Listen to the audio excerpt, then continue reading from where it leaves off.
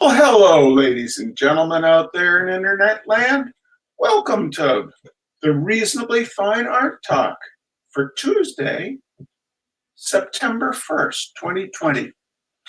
Today, I'm going to try to not blather on as long as I tend to blather on because I do get going. But talking about art is pretty darn interesting. Today, what I want to talk about is the idea of salvaging paintings that you thought were goners, and then they turn out to be pretty good paintings when they end up going someplace totally different than where you originally thought they were going to go. Betty Sue, my beloved, is, as usual, working the magic behind the scenes down there in Austin, Texas, even though I'm up here in Bellows Falls, Vermont. Betty Sue, using the magic at your fingertips. Oh, ladies and gentlemen, by the way, tonight, Betty Sue's guest on her Nobody's Happy Hour is Butch Hancock. Butch Hancock is one of the greatest songwriters ever to come out of Texas. When I was in college, I called up Butch Hancock using the telephone at the rock and roll nightclub where I worked. But I called up Butch Hancock and ordered his first couple of records. He's so good. Anyway, so she's doing her Nobody's Happy Hour tonight from 7:30 to 9 Eastern, so 6:30 to 8 Central. You should tune in. Betty Sue, Betty space SOO, or Betty SOO, one word, your choice.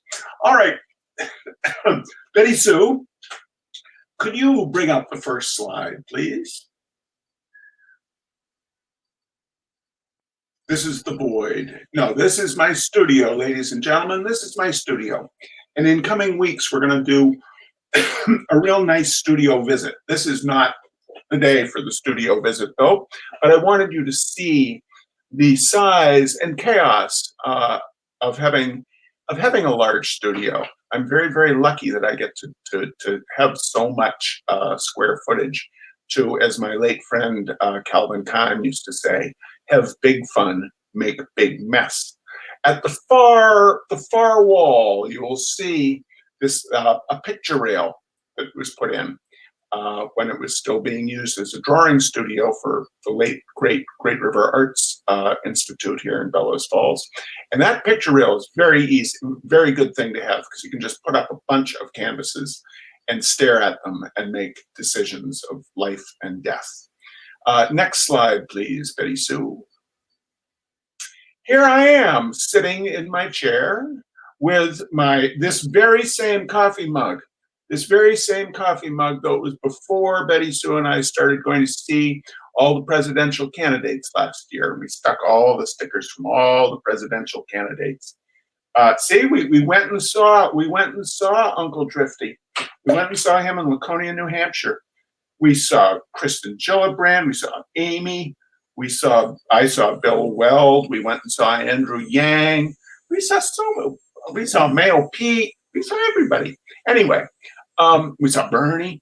Anyway, there I am with my coffee, and I am pointing at this. So this was last year, and I am pointing at two paintings that were underway at that time, with which I was satisfied with neither.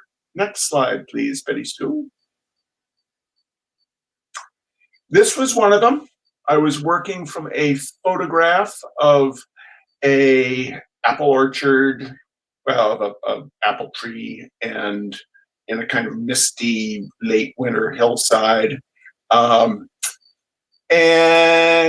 it wasn't thrilling me. It wasn't the worst thing I've ever painted, but it wasn't the best thing I've ever painted. Next slide, please, Betty Sue. This was another one I was working on, which was even less successful. Again, I was trying to just pare it down to absolutely as simple as I could get it. Go back to the previous slide, please, Betty Sue. This one, I thought, I don't think I'm ever going to take it all the way through as it is now. And so I just kind of put it aside.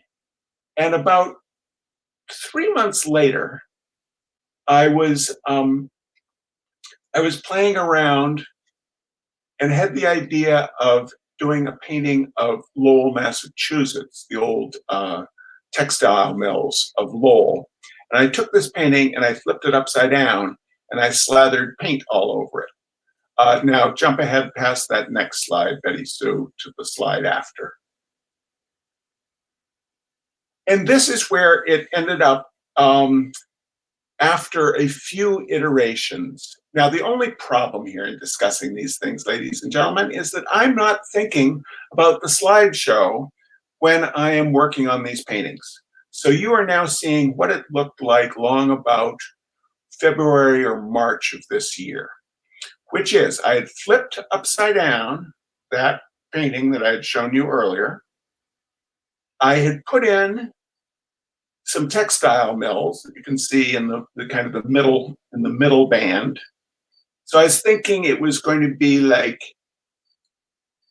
a historical sort of photograph-ish looking painting using like up close undergrowth. I sometimes do this in paintings. Up close undergrowth with the buildings in the far background, kind of that interplay of things of God and things of man that I talk about all the time. The things of God being bewildering, the natural world, and how it is always kind of trying to eat the things of man, the human endeavor. So I had those textile mills in there, and they didn't look very good. So I added some glazes of kind of semi-opaque Cobra water mixable oil glazes. And you can see those pinks and kind of mauves in the sky, which set, and then I spray painted with my gloss spray paint over the factories. And so I liked all the effects I was getting. And then with a palette knife up at the top, that central V shape, that white central V shape, that is palette knifed pure out of the tube paint. So trying to get the definition of cloud against sky. None of it really was coming together yet. So I put it aside for a couple more months. Next slide, please, ladies and gentlemen. And then I added, you see these kind of the vague shapes over on the left. I took a photograph of some factory girls crossing a railroad track in the Midwest somewhere. It's a wonderful photograph, and I do want to use it again. It's just I'm still not very good at integrating facial features in my landscape paintings. They end up going kind of like, or it just they don't look convincing. She ended up with kind of a lantern jaw. So it sat again for a little while, but you can see over on the right, there's this railroad tracks coming in, and then I put some utility lines and things like that. And then I still didn't think it was very good. So I took my spray paint and I spray painted the whole thing again. Next slide, please, Betty Sue. Oh, damn. Let's go back one slide. Sorry. Okay. So I meant to include a close-up of what I did. This is what it was like 10 days ago. And I took my trusty projector and I projected. And if you watch this on YouTube, flip back to here and you can look and you can kind of see the pencil drawn projection of this next photograph. Next photograph, please, Betty Sue. This is the beautiful arch bridge of Bellows Falls, Vermont. This was built around the turn of the century, connecting Bellows Falls, Vermont, and North Walpole, New Hampshire. This is looking across from North Walpole, New Hampshire to Bellows Falls, Vermont. This bridge was built, it was kind of the symbol of Bellows Falls. Now, one quirk of Vermont, New Hampshire geography is that the state of New Hampshire owns the river, the Connecticut River, which serves as the border between Vermont and New Hampshire. the state of New Hampshire owns the river to the high water mark on the Vermont side. So all bridges connecting Vermont and New Hampshire are owned by the state of New Hampshire.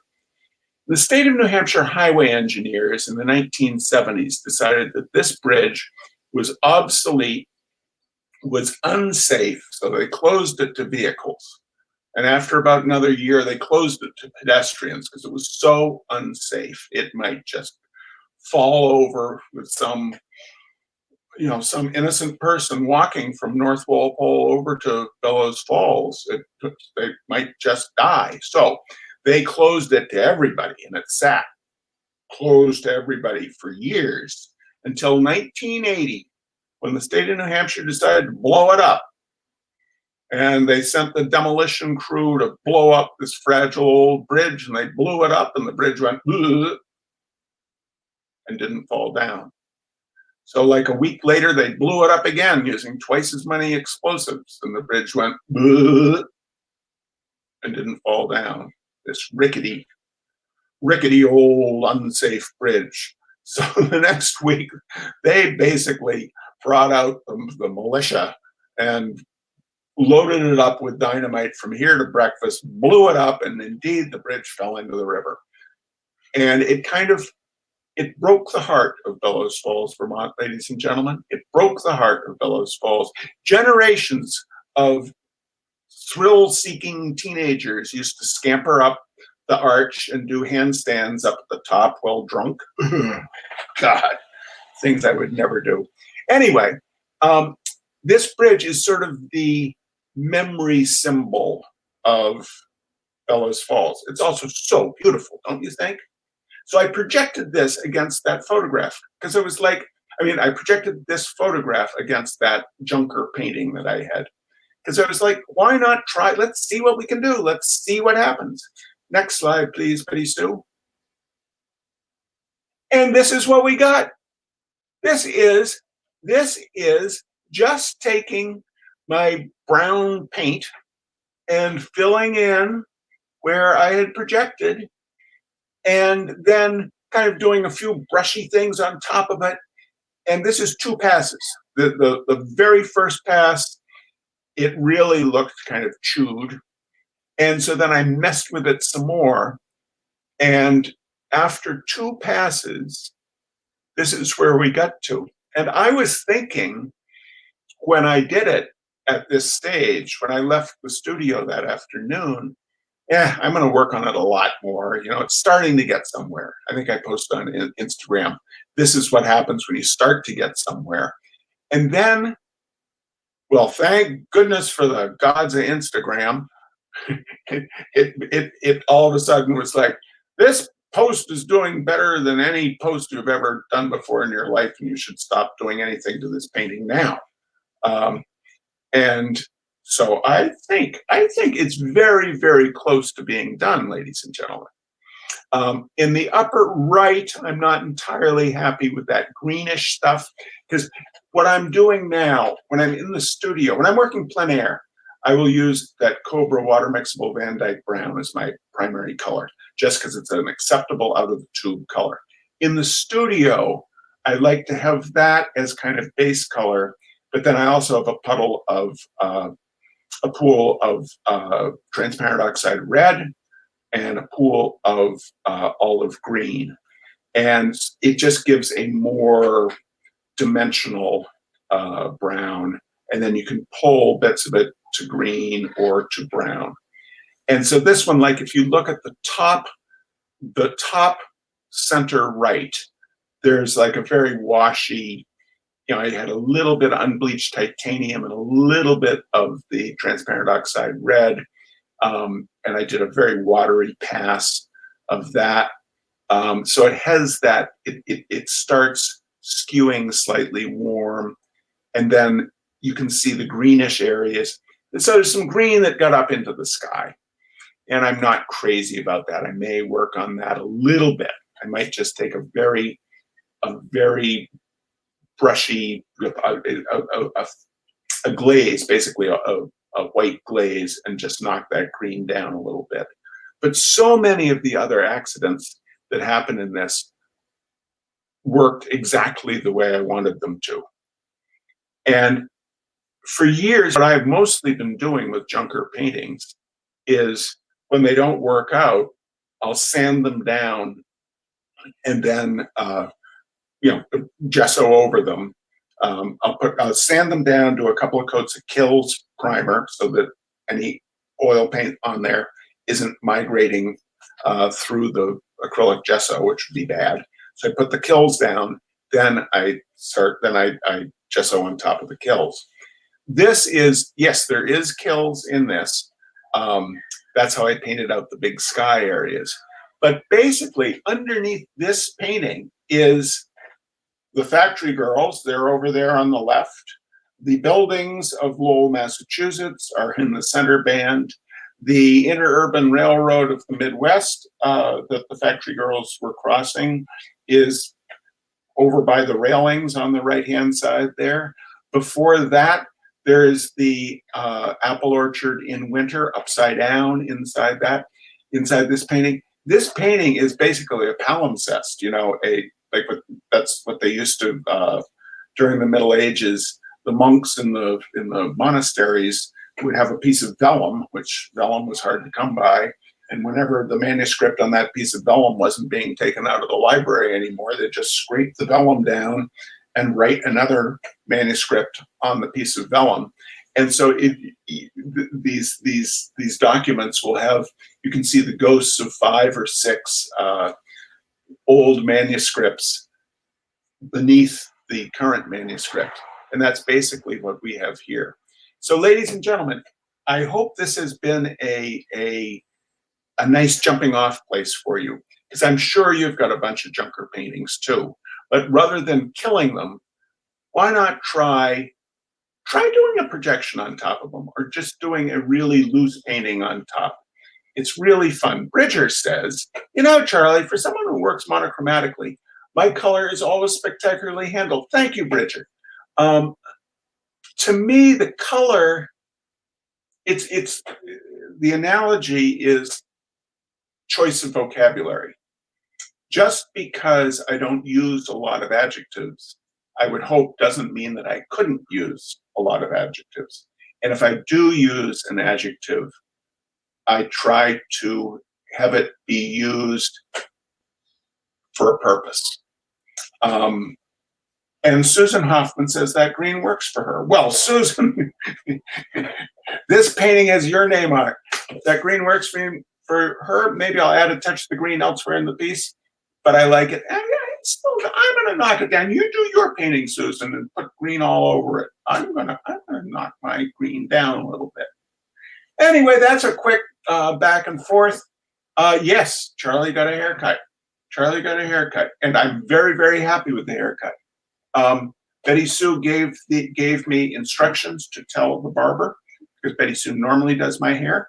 And I told the barber there's like 3 inches on top, 2 fingers in the back, taper on the sides.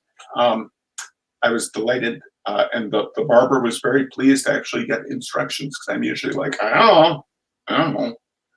And that's how I feel about paintings too. I don't know. We just do them. Exactly, Marty. Accidents keep things lovely.